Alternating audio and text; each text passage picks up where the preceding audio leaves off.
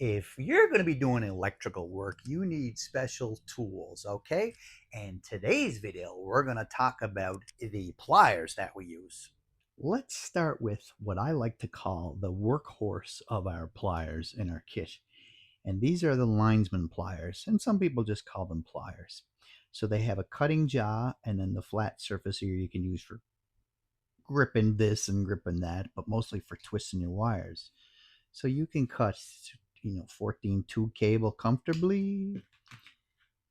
You can cut 14-3 cable comfortably.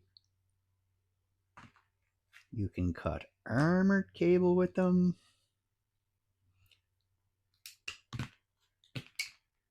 And if you're doing single conductors, this is a #1 aluminum, which you're going to get into if you're doing some 100 amp services and stuff like that. And that's about the limit as far as the cutting goes. You can probably cut up to about maybe a number 10-3 cable, but if you're going to get into stuff bigger than that, you're going to need like cable cutters or some bolt cutters. And then of course the other main job you do with your pliers is they're meant for doing twisting. This is your everyday stuff that you're going to be doing with wires. These are the pliers for that. So your linesman pliers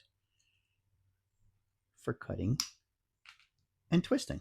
Next up, we have our what I call side cutters, and some people call them diagonal cutters. And of course, you can also cut your cables with that, just like that, and this like this. Same thing. And you may be asking, well, if we already have these for cutting, why do we need these? Well, these have their limitations, and I'm going to show you right now. So you see here there's an outlet box, and if I wanted to cut these old cables clear, well, these aren't going to go in here. I just can't get them in there to get the jaw in there. But these guys, I can get them right in there, cut my cables off, just like that, see? Next up in my toolkit, they have the needle nose pliers, which they also have a little cutting jaw in them as well, just like that.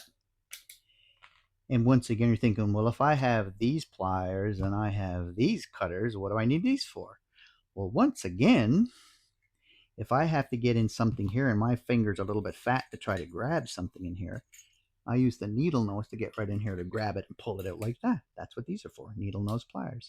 And they come in different lengths if you need something longer in case it's a deeper in, or even a little stubbier if you want, depending on the type of work you're doing.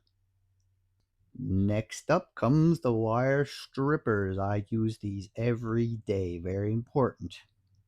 The old school way to strip wires used to be to take a pair of these, kind of give them a little score around the wire like that, and then just pop it off. But the chance of you scoring the copper here, and then that'll make that too weak. So that's why you don't want to do that practice.